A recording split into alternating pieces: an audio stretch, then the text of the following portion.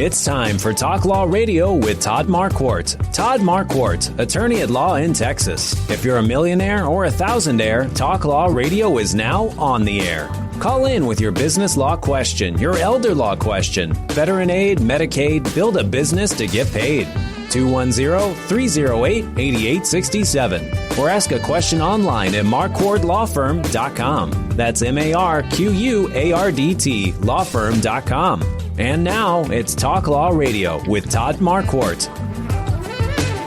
Hi, I'm Shannon Roberta. I'm here with Brandi Jo. Todd isn't here today, but he gave me the advice, just pretend the camera's not there and just pretend like you're talking to me. So I'm feeling that vibe, and I'm trying to have confidence in myself. And congratulations. Thank you for having me. Thank you. You said that you could start the prayer. I can. We can share a little gratitude real quick. You want to hold hands? I would very much. Thank you. Dear Heavenly Creator, I want to thank you personally for this privilege to share this time with Shannon and all the viewers and all the listeners that are out there right now. We are in a time of need for your graciousness and for us to give you gratitude. So with that, in your Son's name, Jesus Christ, amen. Amen. So beautiful. Thank you. I still don't hear myself. Yeah, I don't hear myself, so I'll just go ahead and take these off. It's not... We'll just look cool. Yeah. Mark will tell us when the song ends and things like that. Okay, great. I need to say the mission because Todd wanted me to say the mission statement. Right. Bring you...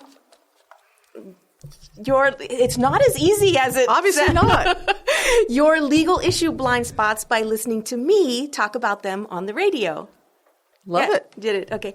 Let's talk about you. I'm so excited. Well, we haven't known each other very long. No. But we have followed each other on Instagram for quite some time. True.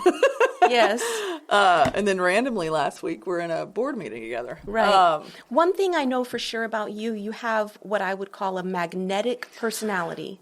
Thank you. When you come in a room, people notice, and I think most people would think, wow, I really want to get to know that person I would hope better. So. Yeah. I would hope so. I come from love. I come from the heart, and 99% of the people take me that way. So I do appreciate that, Shannon.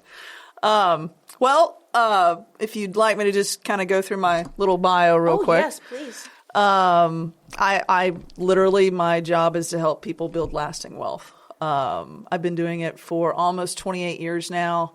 I started off just right off the golf course in Phoenix, Arizona, working for a couple of guys in a securities firm. And then that led me to San Antonio, 25 years ago almost. Wow. And went from... It looked a lot different back then. Well, yeah. I mean, 1604 in the late 90s, it was still a 2-lane road. Right. And now it's just a mess. You've I'll seen say a that. lot of changes. Yeah. So in 25 years I've been here, I've built I've actually built 2 practices. I'm building a third, and now I'm just a single individual boutique operation. And what I have experienced throughout my professional life is that many people really don't understand how money works, and that it is a tool, really not a way to keep score. And as we met in that board meeting, we were talking about giving back and supporting our community. And I believe that we should be able to be incentivized to support our charities that we choose directly, and really have that money go directly to the cause and not have to go through any other hands. Yeah, very cool. Well, I kind of wanted to go back a little Sure. farther too, because I wanted to hear all about the golf career, and I find all that very fascinating. Okay. But I don't want to lose out on the trajectory we were on, where we're talking about right now, everything you're doing with Athene, and I just want to hear everything about that. Okay. Well, I started playing golf when I was 6. I'll be 52 in 2 weeks, so I've been doing it for 46 years. There's literally never been a week that goes by in my life where I don't either make a putt or swing and hit a golf ball. Wow. Yeah. So playing golf growing up, I am an only child, and really golf was the only thing that my parents and I did together. So that's one of the reasons that I consider it so sacred and that I still do it. And it's also a great way to build your business. When I moved here to San Antonio, I went to a gentleman that was the director of golf at Sunterra, and I asked him if I could have a tea time just after the ladies group on Thursday. And on Monday mornings, I would send an email out to the North Chamber of Commerce. Back then, the North Chamber of Commerce was only about 200 to 250 people. Oh, my goodness. And now, I don't know what it is. Can you imagine? Well, I was living it. So I would send that email out 9 o'clock on Mondays asking 3 total strangers to play golf with me on Thursday. And that's how I built my business. Going back when I first turned pro in 94, that was literally the year that I left home, flew the coop, got on a plane, and went around the world. And in that time... And forgive me for not knowing, but where was home? Kilgore, Texas. Oh, wow. Yeah. And help me, is that... 2 hours east of Dallas, off of 20. Okay. Yeah. Big? Deep, no, 11,000 people, deep East Texas. Well, I wouldn't say deep. Deep East Texas is like down around Orange and Beaumont and Vidor. And then you end up traveling the world. Yeah. Yeah, it was a good time. And most people from your town probably did not go travel the world. That's so... Well, it was oil and gas. We were an energy-dependent tri-county area, Tyler, Longview, Kilgore, Henderson. There were pockets of individuals like myself that they could see outside of the county line. Oh, wow. And, quite frankly, some of my high school mates that they've gone off to do some incredible things. Oh, interesting. Yeah. Very cool. Yeah. So then where are we at? We're 90s? Yeah, late 90s. I decided to move to Scottsdale where professional golfers were a dime a dozen, and I got recruited right off the golf course to basically play golf with wealthy clients and then get them to refer my team, and basically I was the bring them to the table girl. Wow. And so from October until April, I was playing golf with wealthy clients, and then from April to October, I was going around the world a couple of times, and then from October to April, I was playing golf with people in Scottsdale and Phoenix. Wow. So my little tagline, I say I have a PhD in culture and people because yes, I've seen so much. That's a good tagline. Yeah. Yeah, thanks. And America is the greatest country on the planet. Yeah. Period. End of story. Agreed. Yeah. Some of the ways of the world in other places of the world, we couldn't be sitting here doing this. Right. We couldn't have prayed right now. No. On air. No. Yeah. No. So I am very grateful. Yeah. And so I try to remind people when they're kind of, being whiny about what they're either believe they deserve or what they're not being given freely. So I remind them that, this country is all about hard work, and you get what you work for. You don't get what you hope for. Yeah, very cool. Yeah.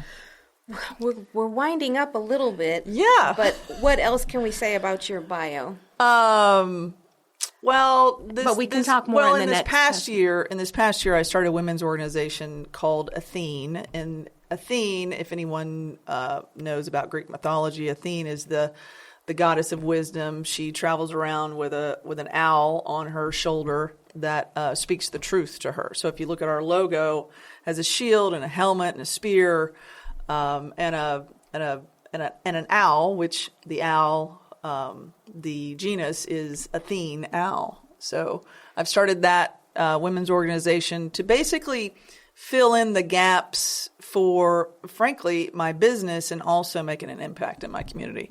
A couple of years ago, I wanted to call it Badass Academy, but I didn't. You focus grouped it, and it didn't. Well, fly. no, I and that's why I like to mention it. We, that can come off as a different connotation to some people. So I named it a theme. Oh, I think that's very sensitive of Yeah. you. Good job. So we'll come back in the next section and we'll talk more about that. And Yeah. we're supposed to talk also about hidden legal blind spots. Okay. So we'll be asking how you create a financial plan for someone versus, someone who's starting their career versus someone who's nearing retirement. And you were telling me a little bit about that before we were on air, and I was just hanging on your every word. Okay. So I'm very, very excited to hear more about that. And we're talking about whether or not everything was volatile right now. Yeah. So some current events, and we'll get to that in our next segment.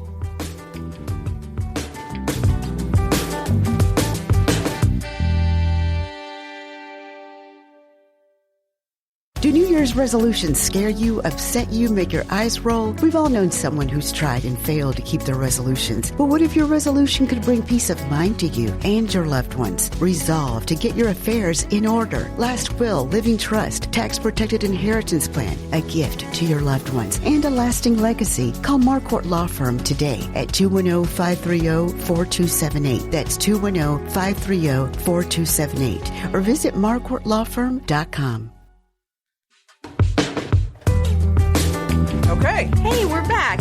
So let's talk about that question that you were answering before. How do you help someone plan for retirement? Oh, yeah. That was a great question. And yeah.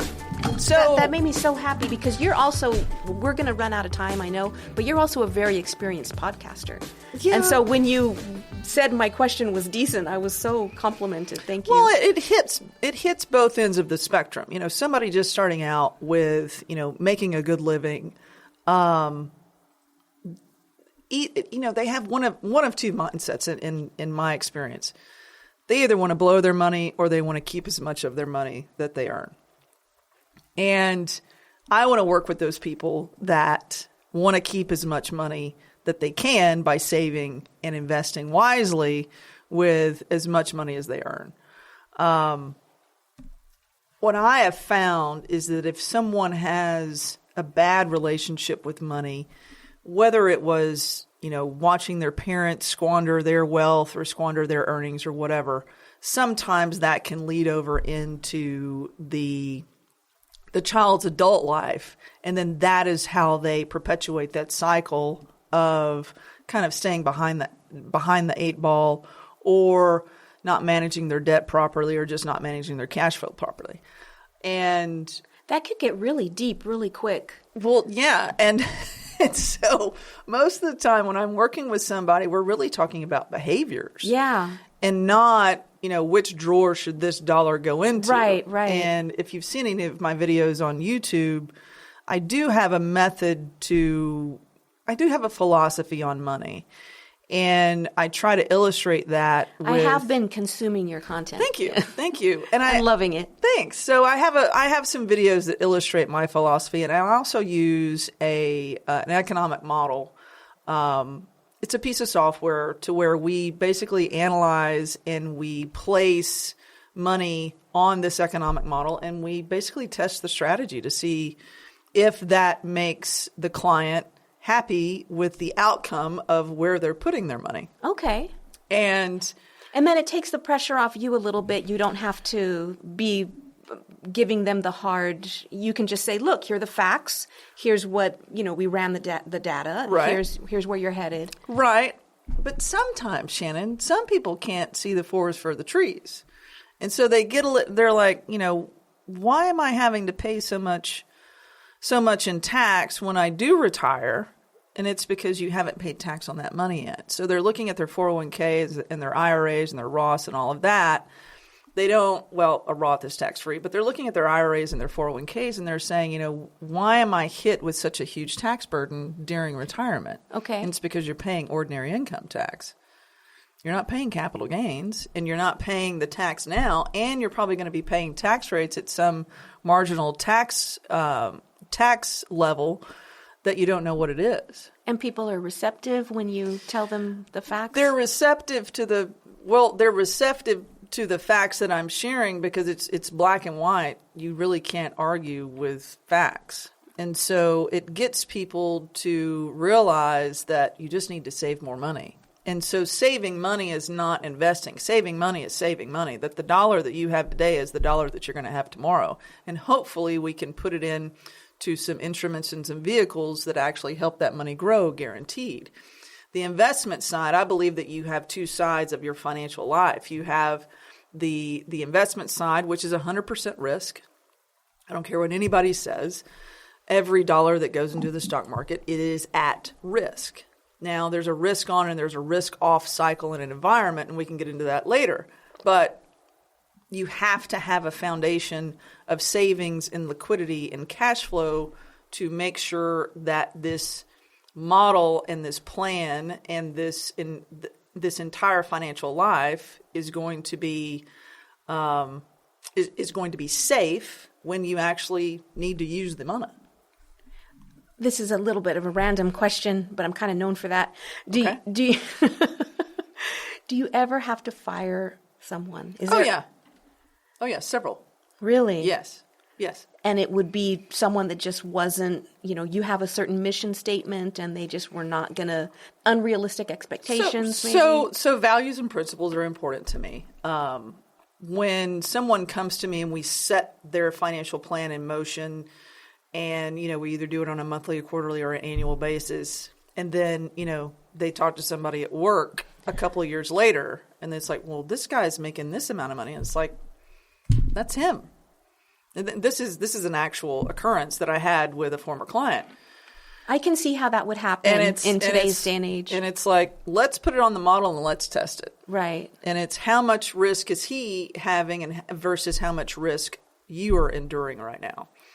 So come to find out, several years later, I got a call from that gentleman, and he says, you were right. And I was like, I know. Right, yeah. So I have had to, what we call, draw a line through those people. If they don't really respect their own earnings and they don't really respect what it is that they've set in motion for them and their family. Yeah. Well, I think that's very self-aware, you can't work with that person. Well, yeah, because they're screwing up the work. Yeah. Good job setting a boundary there.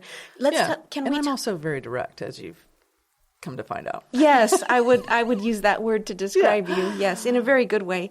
Do you want to talk about the administration change and whether I'm quite comfortable talking about that. What are your thoughts on that? Well, like I said earlier before we went on the air, the first 100 days of anyone's administration, especially when you're changing ideology and parties, it is always chaotic.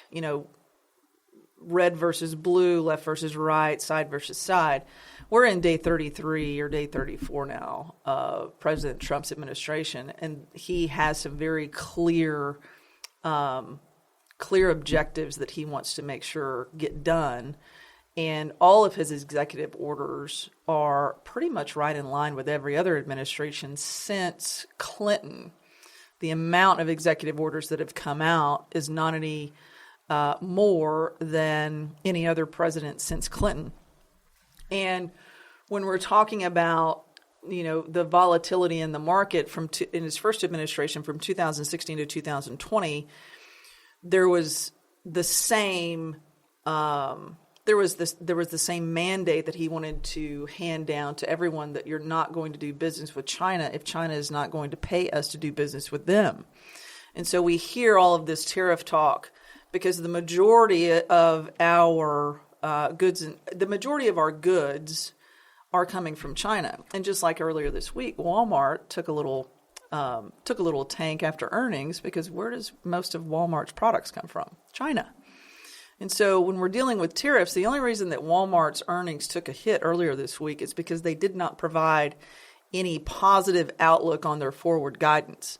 They beat earnings, they beat top and bottom line revenue, but in their earnings call, they actually said the words, "We don't know what is going to happen."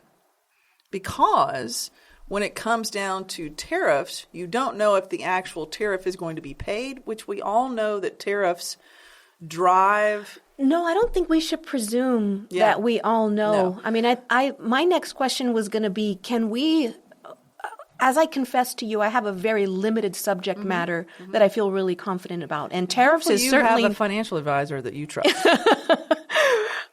Tariffs is definitely not on the list, and so I'm reading headlines, words like chaos, volatile. Well, and that also depends on what you're reading, right? So talk to me, talk to somebody that doesn't even know what tariff means. So a tariff is a tax. Can we do that? So a tariff is a tax on goods from another country. Okay. So just like earlier this week, Trump came down, I think it was 20 or 25% tariff on aluminum and steel. Most aluminum and steel is coming from, but that was only for aluminum and steel coming from China, not aluminum and steel coming from Vietnam or wherever the hell else, aluminum or steel comes from. It was only from China. So you see these headlines and you do not panic. Well, I don't read a lot of headlines. I have a specific list of newsletters that I do read. Okay. And you want to tell the... Well, one of the best ones I actually got from my wife Claudia, called Morning Brew. I think I've heard of that. There's nothing salacious. There's nothing clickbaiting about it. And every morning they send you kind of what's going on and some tidbits as well. Every Friday I send out a Friday 5 points email that's cool. That's just 5 points that I thought were interesting during the week. Yeah. And they are obscure, hidden. Not a lot of traffic goes to these. Not a lot of traffic goes to these online articles that I share. Oh, okay. But that's also the other thing. I mean, there's all of these infotainment platforms out there and news in quotes. You have to get the agencies. views. Yeah. And that's the reason that they're doing that. Oh, how interesting. Well, that's so great that you have these sources you trust. Mm-hmm. Yeah, I want to follow that as well. Good. Very, very cool. Yeah. That was another question. I don't know if we'll have time for it, but that was another question I had. How do you have time to do all this stuff? I get up early. Yeah. I do. Yeah. And I was looking, so in the past week, this is. And you were cooking. You were cooking a steak. That was Friday. That was Valentine's Day night. That was Valentine's dinner. It looked amazing. In the last week, from Friday till Thursday at 6 p.m., I tracked every 15 minutes what I was doing. Wow. Now, given I was at a golf tournament Sunday, Monday, Tuesday, and then flew half a day on Wednesday, sat on the tarmac at Love Field for an hour and a half while they de-iced. Now, granted, that every 15 minutes that I was tracking, excuse me, wasn't a lot during that Sunday, Monday, Tuesday. Did you do that to be more productive? Yes, I did it to see exactly what I was spending my time on. Because if we spend time on things that actually, if we spend time on doing the things that we need to do in order to accomplish the goals that we've set out, then that's what we should be doing. Yeah, I love it so much. It's the 80-20 rule. Okay. Yeah. I love it so much. That's not what I do, but that's not my experience. I need a good 15 minutes to just stare into space and think about getting my coffee. But you just need to write that down. I think we're wrapping up here. But okay. Next segment, we're going to talk about the sinners and saints. And I was going to talk about that case, the one Charlie Javis. Yeah, bless her heart. Yeah, I know, bless her heart. That's such a Texan thing of us to say, isn't it? It's very condescending. Well, I do feel really bad for her and anyone that she allegedly defrauded. Well, it's not a conviction. Allegedly. Yeah, okay. So you have to. Interesting. Definitely allegedly. Mm-hmm. She has not been convicted, and you don't have she looks like a lovely woman. Oh, there we go. There we go.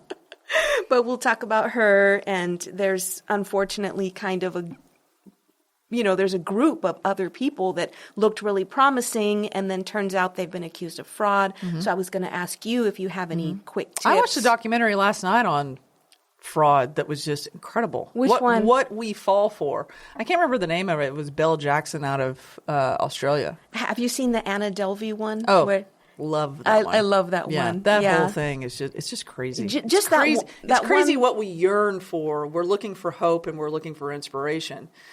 And these people have figured out a way to convince us that is real. And I'm sorry. Nothing.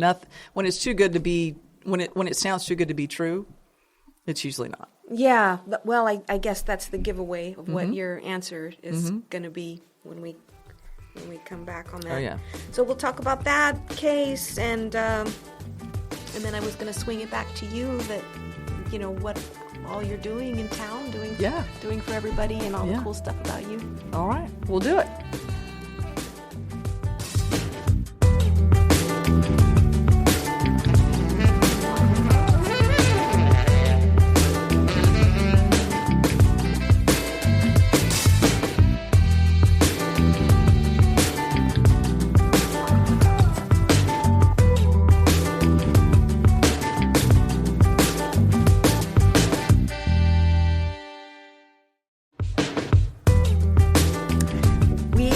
Back, and so we're talking with Brandi Jo, and we were going to talk about that case that so this is Sinners. This is Sinners and Saints. It's a segment called I like this. Do you? Oh yeah, yeah. So this is Todd's baby, and this is the way he does it. So he'll have like kind of a bad story. Here's somebody where it's sad news. Well, obviously this woman has taken advantage of. She took advantage of J.P. Morgan Chase. I mean, you could pretty much say that she took advantage of the people that Jamie Dimon hired. Well, her defense attorney says that J.P. Morgan Chase should have been more diligent in finding out the truth, and that they just have buyer's remorse. That's their perspective. But everything that she presented to them was it wasn't falsifying facts. I mean, she literally just made it up. She didn't have a real company. I think the criminal defense attorney in me is going to have to knee-jerk say allegedly like 20 times if we keep talking about this allegedly. There are other cases where they've been convicted, like that woman at Theranos, the one that was talking really, really deep. What is her name? Holmes? I can't remember her name, but yeah, she's blonde and weird, and everybody wears black. Wears black turtlenecks. Yeah, like Steve Jobs. Yeah, everyone knows her now. But here's the thing, and just like when you send me the link, to the article, I think these people are sociopaths. I do. I think they have a very. I think probably they had an odd upbringing. Parenting probably was an issue. I mean, not that there's a wire loose, but there is something between. They have a disconnect between what is right and wrong. Okay, and so like a compassion for others is lacking. Well, yes, and so I just couldn't imagine doing that. I couldn't imagine just laying something out there and saying, hey, I want to sell this idea to you, because she didn't really have anything backing what she was doing. So seriously, she did commit fraud in the fact that she did not have anything real to present to J.P. Morgan. Okay. And they were attempting to underwrite the deal. And so let's just back up. Underwriting a deal. So you and I have this brilliant company that's saving the world of student loan debt. Okay. And we actually have a proven concept, and we have people that are saying, "Hey, I need help," and then we have other people that are coming in and saying, "Hey, I'll privately support you through a loan. I'll pay off your student loans, and then you'll owe me." So, and again, this has nothing to do with the actual case. But everything sounds on the up and up. Everything sounds on the up and up. And then where were J.P. Morgan Chase's auditors and their accountants and their CPAs to say this is real? Yes. It seems like to me they didn't do their job, but also she was making this stuff up as she went along.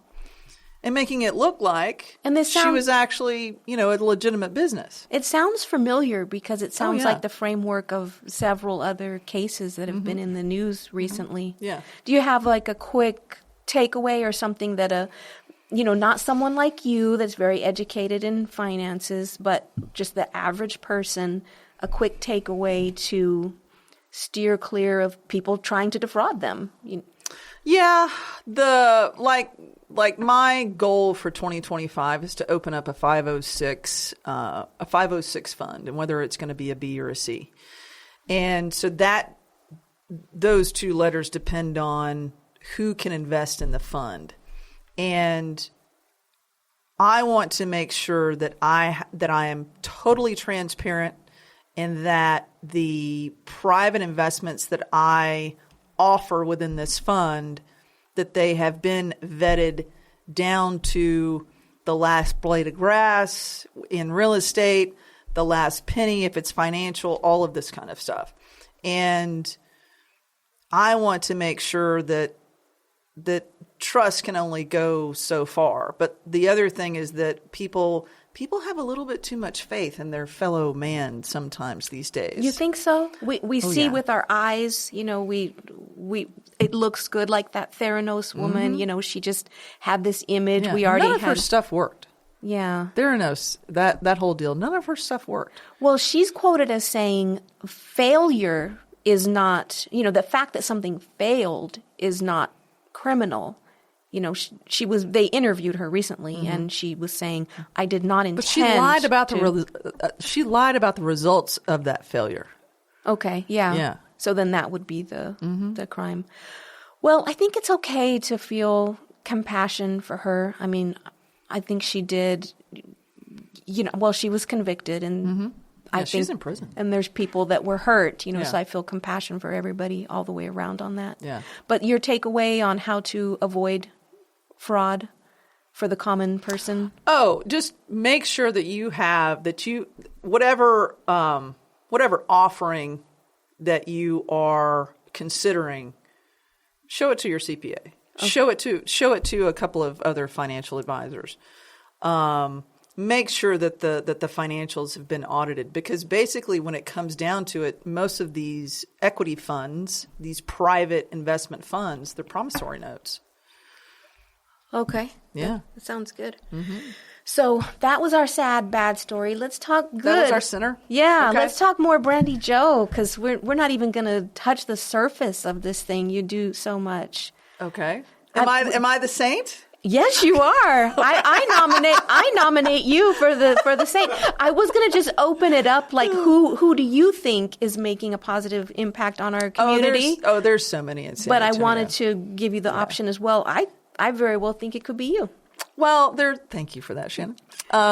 There's so many in San Antonio that are doing good things, and it seems like to me, I mean, we have somebody in common that we know, Debbie Jennings. She sits on the board of the Through Project. I'm not in charge of these things, but she needs sainthood nomination. Yeah, she's wrangling. She started her own company with. When does she sleep as well? Again, she gets up early. Health literacy company that she has called Doing Well.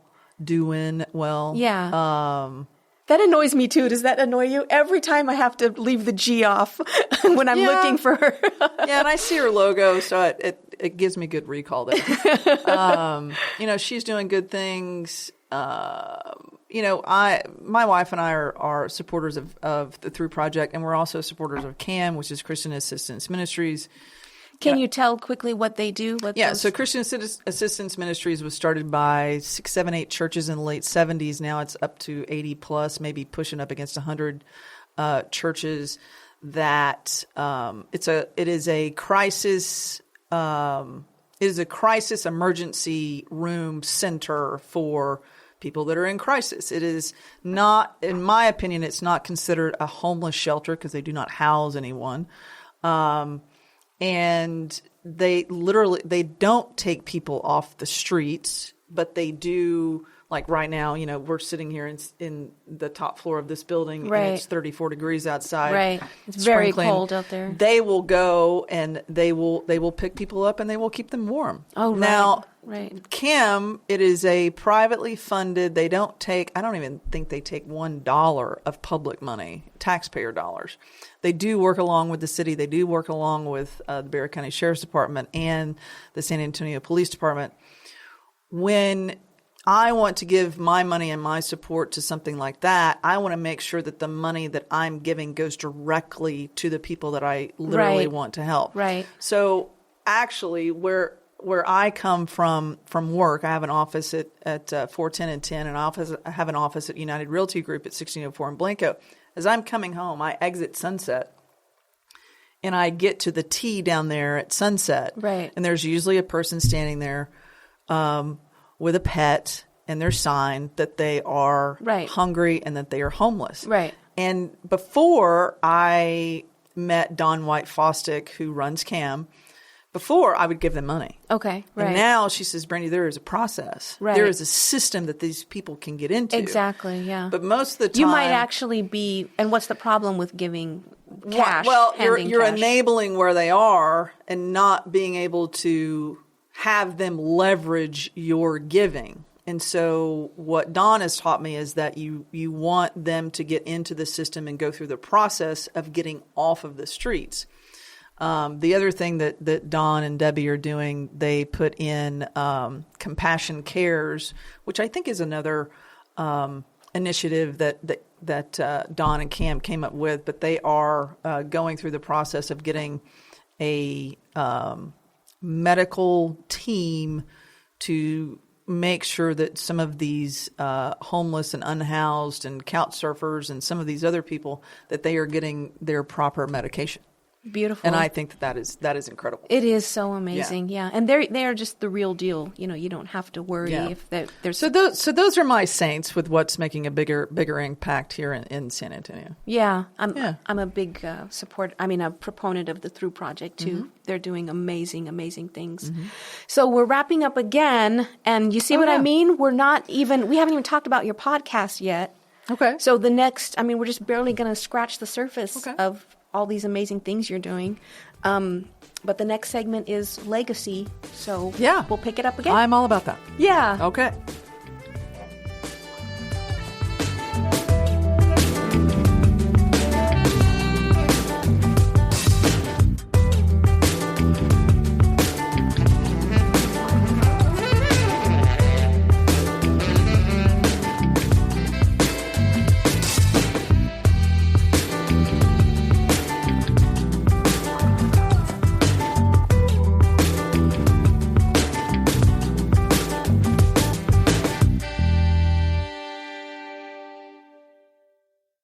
Do New Year's resolutions scare you, upset you, make your eyes roll? We've all known someone who's tried and failed to keep their resolutions. But what if your resolution could bring peace of mind to you and your loved ones? Resolve to get your affairs in order. Last will, living trust, tax-protected inheritance plan, a gift to your loved ones, and a lasting legacy. Call Marquardt Law Firm today at 210-530-4278. That's 210-530-4278. Or visit marquardtlawfirm.com. And we are back with Brandi Jo. I'm so happy to be talking to you. I think I made that abundantly clear, didn't I? I as well. You feel it. I do. I feel the love. You feel the admiration. I do. Let's talk legacy in our last segment. And what does it mean to you? What do you think of? Legacy is a big thing. And that was really one of the reasons that I started a women's organization. It was last winter. So it was December, January, February of 2024. Did I mention already on air that when I went to your function, unprovoked, there were several people just talking among themselves about how you had pivotally, positively changed their lives. And, I like that. You hadn't paid them anything or, set this up, but just by chance, they were having little conversations of how crucial you had been in these, very wonderful. positive That's changes. Very wonderful to hear. That was actually on Tuesday. You're talking about the luncheon last Tuesday. We have a monthly luncheon with Athene. And it's a panel discussion. Next month, I don't believe we're going to have a luncheon, but we are going to have I believe a brunch. We're going to have something. It's just not going to be a luncheon. And then we're going to transition to a dinner. And then in May, we're having our 1-year anniversary luncheon. The reason that I started Athene is because of two things. What is it? So Athene, and the tagline, it's a community of women driven by excellence. I have always had this incredible level and standard of excellence in everything that I do. And sometimes, according to my mother and my wife and my meditation teacher, sometimes I put that expectation on to other people, and I'm learning not to do that. But during January and February of last year in 2024, I was not in a good place. Spiritually, emotionally, I was down. I didn't really, my business was going well, but I needed something more. And so I go and I talk to my pastor, Doug Robbins, down at City Church. I talked to my mother. I talked to my meditation teacher, David G. And what came up through all of these conversations, and they did not know that I was talking to all of them together. They, from what I understood in the feedback from them, they had no idea that I was basically, bringing my front row together to get out of this funk. And the overriding theme of these conversations was legacy. It's like, Brandi Jo, you're about to turn 51. You just turned 50. You can either have an existential crisis about the rest of your days, or you can set something in motion that establishes why you do what you do and the way that you do it. And there is the term legacy.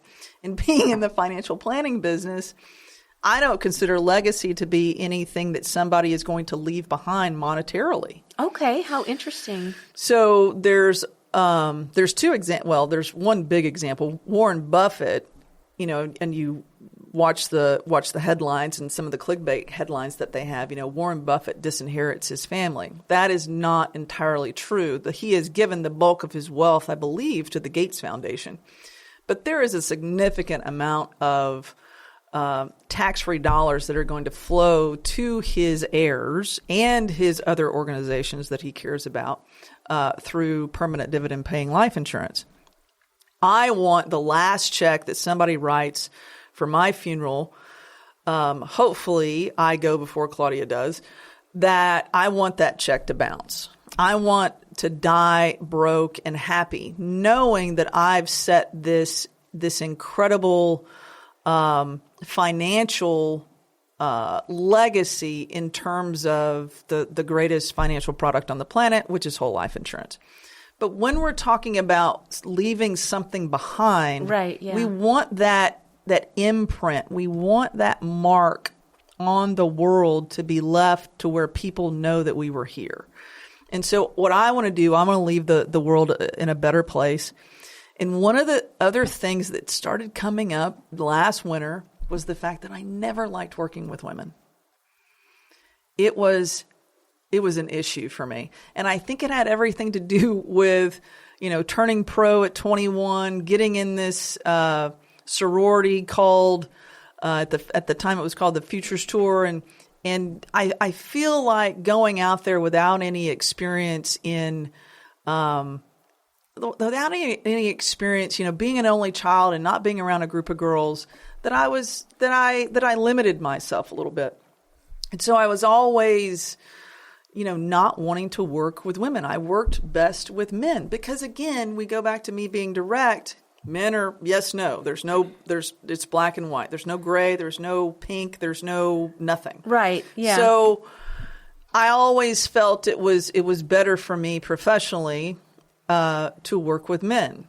And I knew that I needed to do something. And so one of the things that started coming back to me was, you've never really been part of a women's organization. You've kind of poo-pooed it and turned your nose up at it. So maybe that is something that you should lean into. Oh, wow. And so one of my... You have. Yes, very in a great way. One of my mentors there's a person on this planet that I consider one of my mentors. We've only Instagrammed together, but it's Stephen Pressfield. And what he advocates for, he has a line of personal development books, and also he writes fiction from like the theologian, like Rome, like pre-Roman into the world kind of things. Like Gates of Fire is huge. That one of the books that he wrote. But he has a line of personal development books, and he talks about resistance with a capital R. And whatever you resist persists. Oh, I've heard this before. So if you lean into what you don't really like, right, you'll experience a massive amount of personal development change. Wow, and how interesting. And I think you'll get to another level. And certainly I have with starting a theme. And not just, having a luncheon once a month. We provide 4 hours of coaching every month. On Thursday from 2 to 4, on the third Thursday of every month from 2 to 4, we have a private group. Nothing shared on social media. It's private. It's intimate. We went over the 12-week year. In January, we did a class on one word, how to have one word that you focus on for the rest of the year that keeps you on track. What's the feedback you're getting? I mean, why aren't we just okay by ourselves? Why can't we all just live our happy little lives and not need other people? And why is this something we need? Why did I go to your function and everyone was just raving about how great this was? I think, quite honestly, I believe that I make people take a very hard look at themselves. And some people will, some people feel safe with me. Mm-hmm. Some people, just like this last week, some people take it as a beatdown. When they ask me my opinion, I will give you my opinion. I don't sugarcoat anything. And so what I'm trying to do, I'm trying to strengthen women's resolve in the fact that they want to do great things. And Athene is an organization to where you can come and you have the support to do those great things. Whether it's your career, it's your life, it's your marriage, it's your children, whatever it is. Hard decisions. All of it. Yeah. Whatever you need to do, whatever you feel that you need to do that's hard, come to Athene, share that with us, and we will keep you accountable to that. Talk about what you said on one of your podcast episodes about the crab in a bucket. Yeah. I loved that. Yeah. That was with Amy. So Amy House is our professional development coach. And Amy and I are very much alike. We're not really yin and yang. We're both very direct. And we're here. I love how transparent you are on the podcast, by the way. Thank you. We're here to support, but we're not here to say, "Oh, it's okay, darling." It's not okay. It's not okay for you to stay the same way, because we're all here on this planet for a purpose, and we need to be able to foster these relationships and to make every arena or every area that we're in, we need to make it better.